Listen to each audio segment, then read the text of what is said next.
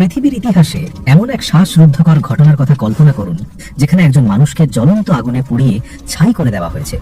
ধারালো অস্ত্র দিয়ে তার শরীরকে টুকরো টুকরো করে কাটা হয়েছে, কিন্তু পরের দিন ভোরেই তিনি সম্পূর্ণ অক্ষত অবস্থায় আবার শত্রুর সামনে এসে দাঁড়িয়েছেন। একবার নয়, দুবার নয়, ঠিক ৭০ বার।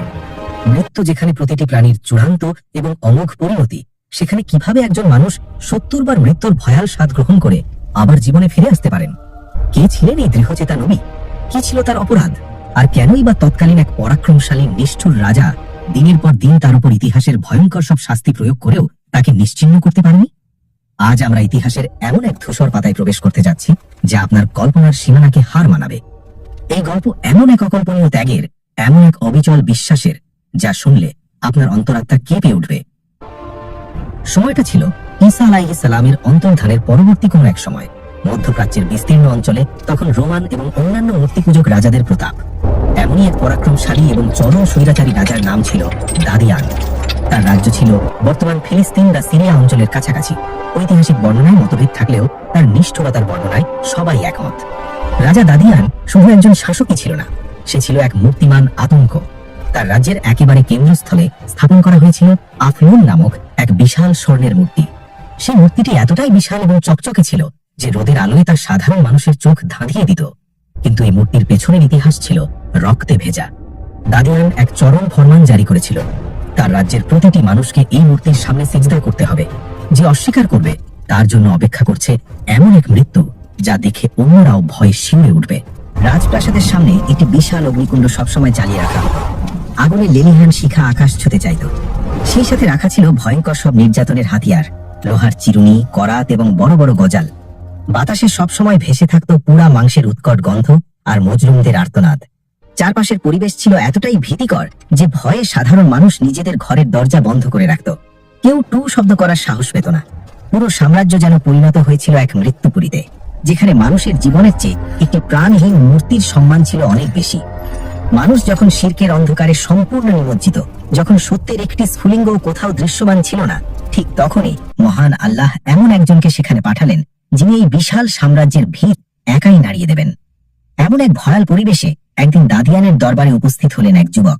তার চেহারায় কোনো ভয় নেই, তার হাঁটার ভঙ্গিতে কোনো দ্বিধা নেই। রাজপ্রাসাদের বিশাল দরজা পেরিয়ে তিনি সোজা রাজার সিংহাসনের দিকে এগিয়ে গেলেন।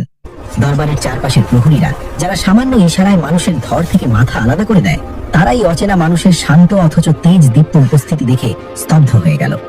এই ব্যক্তিটি ছিলেন হযরত জিরজিস আলাইহিস সালাম। তিনি ফিলিস্তিনের এক অত্যন্ত সম্ভ্রান্ত এবং ধনাঢ্য পরিবারের সন্তান। তিনি ছিলেন ঈসা আলাইহিস সালামের প্রকৃত অনুসারীদের একজন এবং মহান আল্লাহর একনিষ্ঠ বান্দা। কোনো কোনো ঐতিহাসিকের মতে আল্লাহ তাকে নবুয়ত দান করেছিলেন, আবার কারো মতে তিনি ছিলেন একজন উঁচু মাপের ওলি বা সত্যের প্রচারক, যাকে আল্লাহ সরাসরি সাহায্য করতেন। জিরজিস আলাইহিস সালাম নিজের বিপুল ধন সম্পদ আল্লাহর রাস্তায় বিলিয়ে দিয়ে ফিলিস্তিন থেকে এই নিষ্ঠুর রাজার রাজ্যে এসেছিলেন শুধু একটি মাত্র উদ্দেশ্যে, রাজাকে এক আল্লাহর দিকে আহ্বান করা। রাজা দাদিয়ান সিংহাসনে বসে দম্ভ ভরে তার দিকে তাকালো। এমন স্পর্ধা সে আগে কখনো দেখেনি। যেখানে তার নাম শুনলে মানুষ ভয়ে থরথর করে কাঁপে, সেখানে এই সাধারণ মানুষটি তার চোখের দিকে সোজা তাকিয়ে আছে। হযরত জিরজিস আলাইহিস সালাম অত্যন্ত শান্ত কিন্তু মেঘের গর্জনের মতো দৃঢ় কণ্ঠে বললেন, হে রাজা, তুমি কি সেই প্রভুকে ভয় করো না যিনি তোমাকে সৃষ্টি করেছেন, যিনি তোমাকে এই ক্ষমতা দিয়েছেন? তুমি কিভাবে নিজের হাতে বানানো একটি নিষ্প্রাণ মূর্তির সামনে মাথা নত করো এবং নিরীহ মানুষকে আগুনে পুড়িয়ে মারো? আমি তোমাকে এক অদ্বিতীয় স্রষ্টা মহান আল্লাহর দিকে ডাকছি। এই জুলুম বন্ধ করো এবং সত্যকে মেনে নাও। পুরো দরবারে পিনপতন নীরবতা নেমে এলো। কেউ নিঃশ্বাস নিতেও যেন ভয় পাচ্ছিল। দাদিয়ানের মুখ রাগে লাল হয়ে গেল। তার চোখের সামনে একজন সাধারণ মানুষ তার দেবতা এবং তার ক্ষমতাকে চ্যালেঞ্জ করেছে। দাদিয়ান গর্জে উঠে বলল, কে তুমি? কোথা থেকে পেয়েছো এই দুঃসাহস? তুমি কি জানো না আমার অবাধ্যতার শাস্তি কি?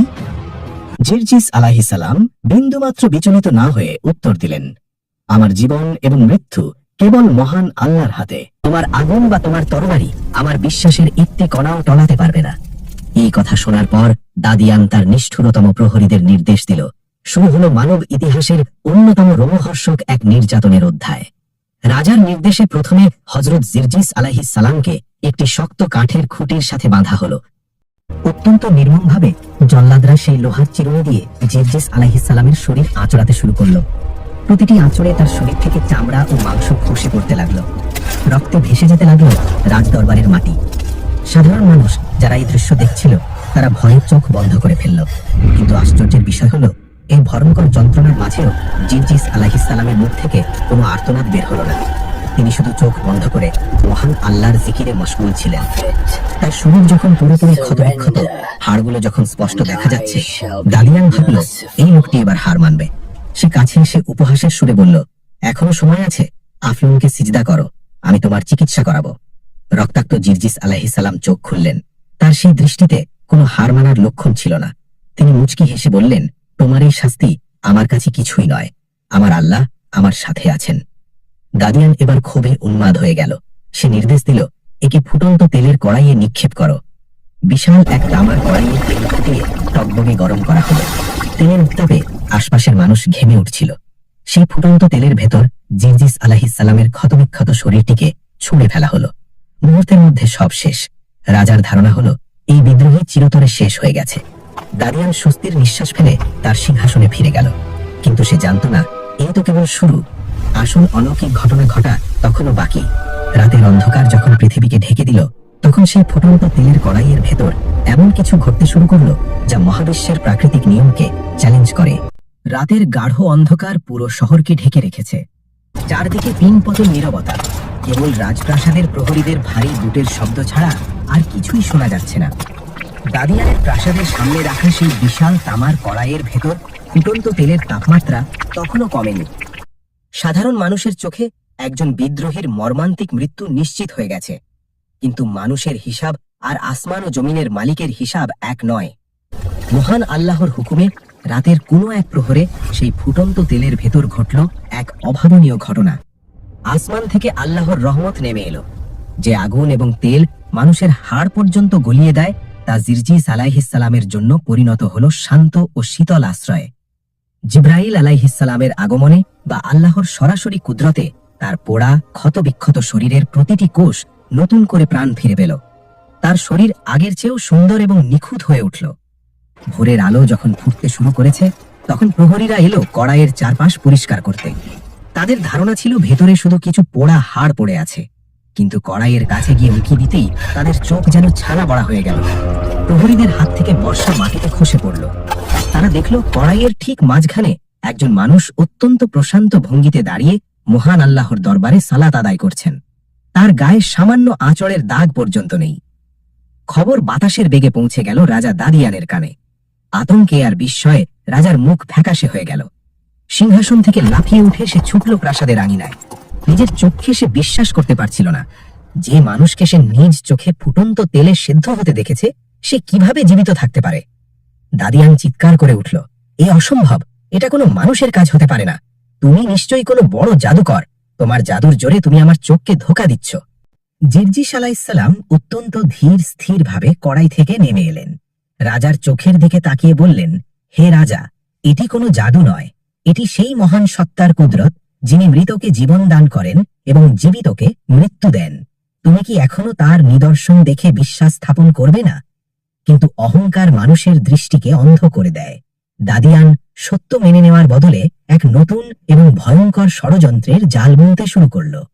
প্রতি 2 থেকে 3 মিনিটে মানুষের কৌতূহল যেমন বাড়ে, দাদিয়ানের দরবারেও তখন তৈরি হলো এক শ্বাসরুদ্ধকর পরিস্থিতি।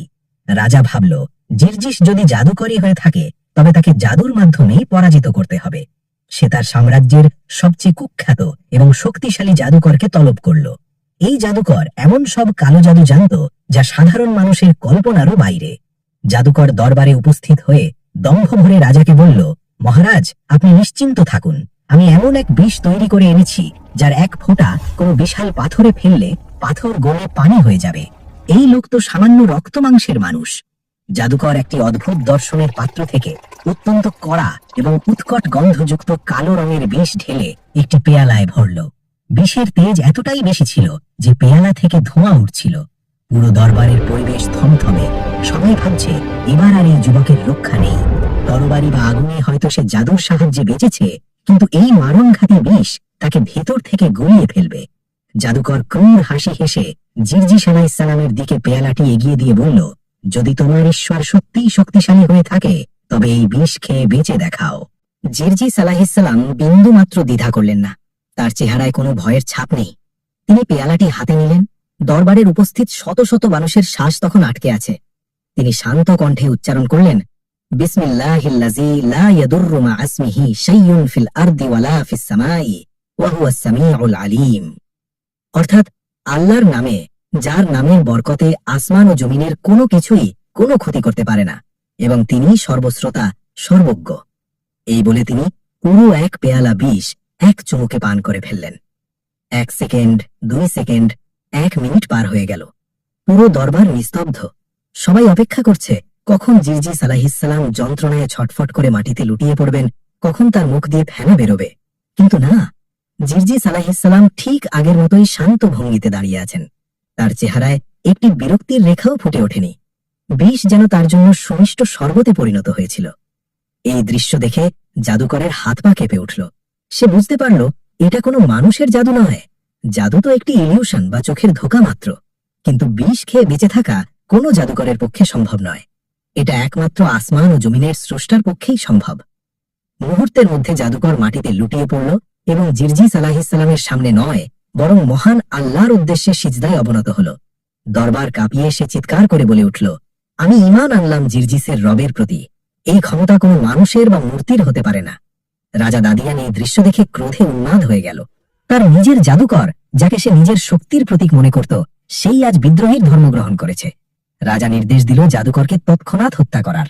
চোখের পলকে সত্য গ্রহণকারী সেই জাদুকরের শিরচ্ছেদ করা হল। তিনি শাহাদতের অমীয় সুধা পান করে চিরস্থায়ী সাফল্যের পথে পা বাড়ালেন। কিন্তু জিরজিস আলাইহিসসালামের প্রতি রাজার রাগ এবার বাঁধ ভেঙে গেল। সে বুঝতে পারল এই লোকটিকে সহজে মারা যাবে না। এবার সে নির্দেশ দিল এমন এক শাস্তির, যা শুনলে যে কোনো মানুষের রক্ত হিম হয়ে যাবে। রাজার নির্দেশে বিশাল আকারের 2টি ভারী পাথর আনা হলো। প্রহরীরা জিরজিস আলাইহিসসালামকে সেই 2 পাথরের মাঝখানে ফেলে এমনভাবে চাপ দিল যে তার শরীরের হাড়গুলো মড়মড় করে ভেঙে চুরমার হয়ে গেল। এরপর সেই পিষ্ট থেতলানো শরীরটিকে টুকরো টুকরো করে কেটে একটি গভীর কূপে নিক্ষেপ করা হলো। রাজা দাদিয়ান হাসতে হাসতে বলল, এবার আর কেউ তোমাকে বাঁচাতে আসবে না জিরজিস, তোমার গল্প এখানেই শেষ। কিন্তু দাদিয়ান জানত না, আল্লাহর মনোনীত বান্দাদের গল্প মানুষের হাতে শেষ হয় না। রাতের অন্ধকারে সেই গভীর কূপের ভেতর আবারও ঘটতে যাচ্ছিল এমন এক ঘটনা, যা দাদিয়ানের সাম্রাজ্যের ভিত চিরতরে কাঁপিয়ে দেবে। গভীর রাতের নিস্তব্ধতা। প্রাসাদের পেছনে সেই অন্ধকার পরিত্যক্ত কূপের ভেতর পড়ে আছে একজন মানুষের ছিন্ন ভিন্ন মাংসপিণ্ড হয়ে যাওয়া শরীর। বাতাস ভারী হয়ে আছে মৃত্যুর গন্ধে। দাদিয়ানের প্রহরীরা নিশ্চিত এই কূপ থেকেই জিরজিস আলাইহিসসালামের গল্প চিরতরে মুছে যাবে ইতিহাসের পাতা থেকে। কিন্তু মানুষের হিসাব যেখানে শেষ হয়, মহান রবের কুদরত সেখান থেকেই শুরু হয়। অন্ধকার কূপের সেই হিমশীতল নীরবতার ভেতর হঠাৎ এক ঐশী নূরের আভা ছড়িয়ে পড়ল। ফেরেশতাদের আগমনে কূপের ভেতরের পরিবেশ জান্নাতের সুবাসে মোহিত হয়ে উঠল। মহান আল্লাহর এক অমোঘ নির্দেশ, কুন ফায়াকুন, হও, আর তা হয়ে গেল। মুহূর্তের মধ্যে সেই ছিন্ন ভিন্ন মাংসপেশিগুলো জোড়া লাগতে শুরু করল। ভাঙা হাড়গুলো নিজেদের জায়গায় ফিরে এলো। রগ, শিরা, উপশিরায় আবারও উষ্ণ রক্ত প্রবাহিত হতে লাগলো। মৃত্যুর শীতল পরশ কাটিয়ে জিরজিস আলাইহিসসালাম আবারও চোখ খুললেন। তিনি উঠে দাঁড়ালেন যেন তিনি গভীর কোনো ঘুম থেকে জেগে উঠেছেন। তার শরীরে আঘাতের কোনো চিহ্ন তো নেই, বরং তার চেহারা আগের চেয়ে বেশি প্রদীপ্ত, বেশি সতেজ দেখাচ্ছিল। পরদিন সকাল, রাজা দাদিয়ান তার বিলাসবহুল সিংহাসনে বসে আছে। চারপাশে তার সভাসদ, মন্ত্রী আর সেনাপতিরা। সবাই রাজার প্রশংসায় পঞ্চমুখ, কিভাবে সে এক বিদ্রোহীকে চরম শিক্ষা দিয়েছে। ঠিক সেই মুহূর্তে রাজ দরবারের বিশাল দরজাগুলো সশব্দে খুলে গেল। প্রহরীদের বাধা উপেক্ষা করে দরবারে প্রবেশ করলেন এক যুবক। তার হাঁটার ছন্দে আত্মবিশ্বাস, চেহারায় আসমানি নূর। দাদিয়ানের হাতের মদের পেয়ালা ছিটকে পড়ে গেল। মন্ত্রীদের মুখের কথা আটকে গেল গলায়। পুরো দরবারে এমন এক ভয়াবহ নীরবতা নেমে এলো, যেন সেখানে হাজার হাজার মানুষের বদলে শুধুই কিছু পাথরের মূর্তি বসে আছে। জিরজিস, দাদিয়ানের গলা থেকে এক অস্ফুট আর্তনাদ বেরিয়ে এলো। তুমি কিভাবে? তোমাকে তো টুকরো টুকরো করে কূপে ফেলে দেওয়া হয়েছিল। জিরজিস আলাইহিসসালাম শান্ত অথচ বজ্রকণ্ঠে উত্তর দিলেন, হে দাদিয়ান, তুমি আমার শরীরকে টুকরো করেছ, কিন্তু আমার আত্মাকে তো তুমি স্পর্শ করতে পারোনি। আমার রব আমাকে আবার জীবন দান করেছেন, যাতে তুমি তার অসীম ক্ষমতার নিদর্শন দেখতে পাও এবং এই মিথ্যা অহংকার ত্যাগ করে তার কাছে আত্মসমর্পণ করো। দাদিয়ানের অহংকারে চরম আঘাত লাগলো। সে বুঝতে পারল অস্ত্র বা আগুন দিয়ে এই লোকটিকে থামানো যাবে না। শারীরিক নির্যাতন তাকে টলাতে পারছে না। এবার সে চাইল জিরজিস আলাইহিসসালামকে মানসিকভাবে পরাজিত করতে, সাধারণ মানুষের সামনে তাকে মিথ্যাবাদী প্রমাণ করতে। রাজা বলল, শোনো জিরজিস, তুমি যদি সত্যি কোনো সত্য প্রভুর প্রেরিত মানুষ হয়ে থাকো, তবে আমাকে এমন কিছু করে দেখাও যা কোনো মানুষের পক্ষে বা জাদুর পক্ষে সম্ভব নয়, তবেই আমি মানব। জিরজিস আলাইহিসসালাম অবিচল কণ্ঠে বললেন, বলো, তুমি কি নিদর্শন দেখতে চাও? রাজা দাদিয়ান এক ধূর্ত হাসি হাসল। সে দরবারের বাইরে ইশারা করল। প্রাসাদের বাইরে একটি অত্যন্ত পুরনো গোরস্থান ছিল। সেখানে বহু শত বছর আগের মৃত মানুষের হাড় গোড় মাটিতে মিশে ধুলো হয়ে গিয়েছিল। দাদিয়ান বলল, ওই গোরস্থানে যারা শুয়ে আছে তাদের শরীর পচে গলে বহু আগে মাটিতে মিশে গেছে। তুমি যদি তোমার ঈশ্বরের কাছে প্রার্থনা করে ওই পুরনো কবরগুলো থেকে মৃতদের জীবিত করে আমার সামনে এনে দাঁড় করাতে পারো, তবে আমি এবং আমার পুরো সাম্রাজ্য তোমার ঈশ্বরের প্রতি ঈমান আনব। উপস্থিত সবাই স্তব্ধ হয়ে গেল। মৃত মানুষকে জীবিত করা, তাও আবার সেই মৃতদেহ যার কোনো অস্তিত্বই আর বাকি নেই, এ তো এক আক্ষরিক অর্থেই অসম্ভব ব্যাপার। সবার দৃষ্টি এবার জিরজিস আলাইহিসসালামের দিকে। তিনি কি পারবেন এই অসম্ভবকে সম্ভব করতে, নাকি এবার তার পরাজয় নিশ্চিত? জিরজিস আলাইহিসসালাম গোরস্থানের দিকে এগিয়ে গেলেন। তার পেছনে রাজা দাদিয়ান, তার মন্ত্রীরা এবং হাজার হাজার উৎসুক জনতা। সবার চোখে কৌতূহল, ভয় আর অবিশ্বাস। গোরস্থানের মাঝখানে দাঁড়িয়ে জিরজিস আলাইহিসসালাম দুই হাত তুললেন মহান আসমান ও জমিনের মালিকের দরবারে। তিনি অত্যন্ত কাতর স্বরে প্রার্থনা করলেন, হে আমার রব, হে জীবন ও মৃত্যুর মালিক, এই অহংকারী রাজা এবং পথভ্রষ্ট মানুষদের সামনে তোমার কুদরতের নিদর্শন প্রকাশ করো, যাতে তারা সত্যকে চিনতে পারে। প্রার্থনা শেষ হতেই চারপাশের পরিবেশ হঠাৎ বদলে যেতে শুরু করলো। দুপুরের কড়া রোদ যেন মুহূর্তেই ম্লান হয়ে এলো। মাটি কাঁপতে শুরু করলো। উপস্থিত মানুষেরা ভয়ে একে অপরকে জড়িয়ে ধরল। এরপর চোখের সামনে ঘটতে লাগলো এমন এক দৃশ্য যা দেখে মানুষের রক্তহীন হয়ে গেল। পুরনো ধসে পড়া কবরগুলোর মাটি ফেটে দুভাগ হতে শুরু করলো।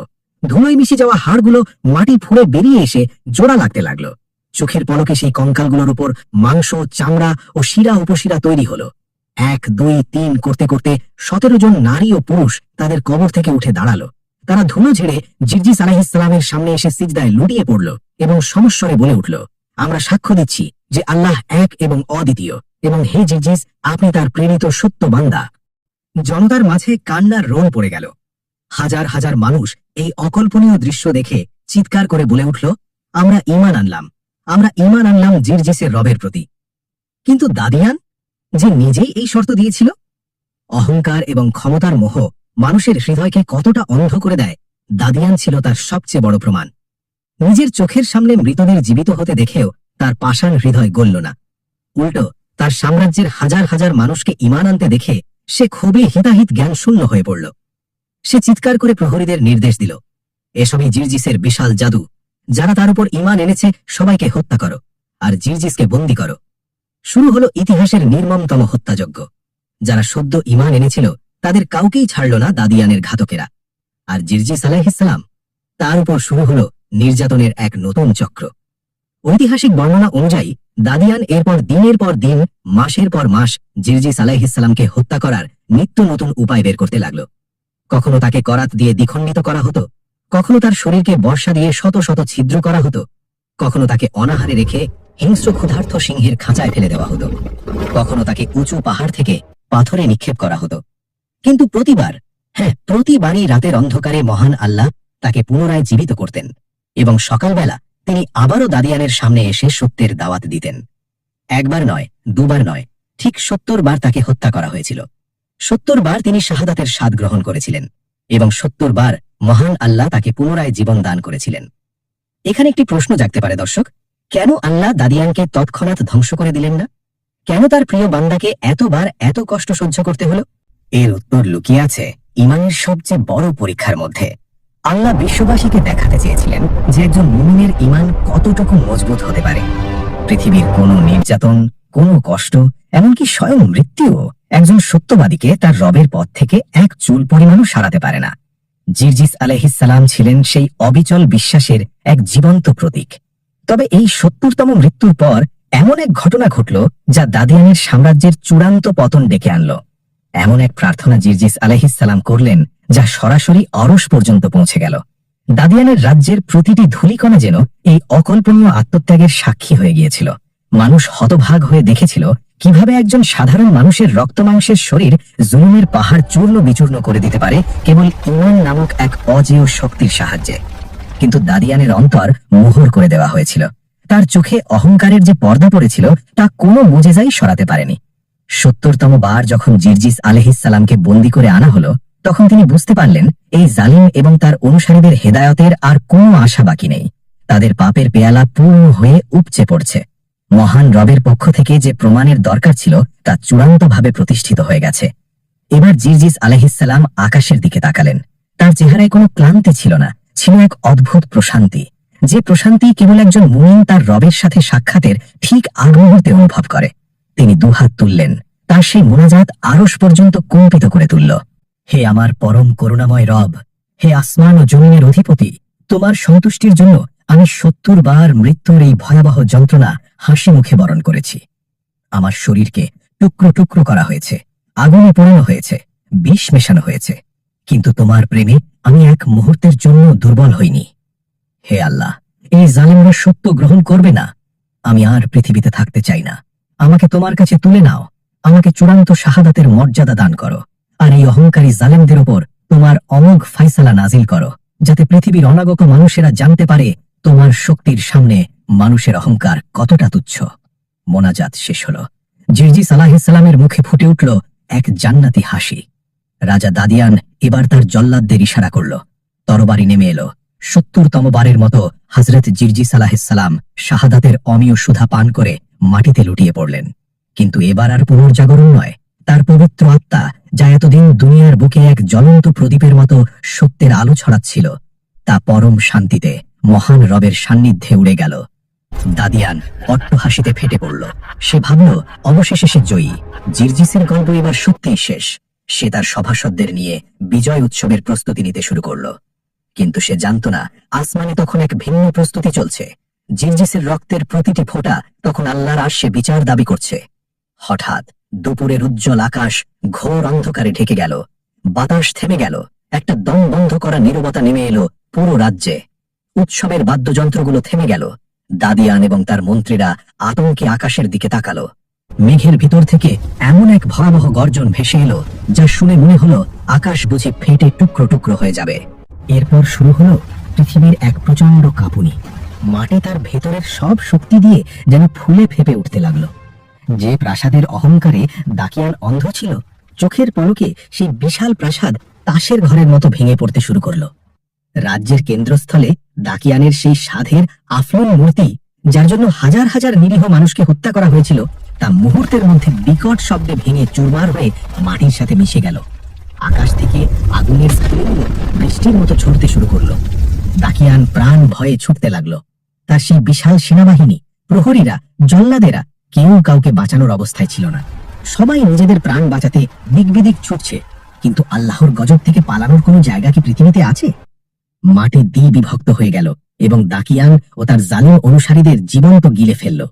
কয়েক মুহূর্তের মধ্যে পৃথিবীর বুক থেকে এক পরাক্রমশালী সাম্রাজ্যের নাম ও নিশানা এমনভাবে মুছে গেল, যেন সেখানে কোনোদিন কোনো জনবসতিই ছিল না। টিকে রইল কেবল এক আল্লাহর নাম। আর ইতিহাসের পাতায় স্বর্ণাক্ষরে লেখা হয়ে গেল হযরত জিরজিস আলাইহিসসালামের অমর আত্মত্যাগের কাহিনী।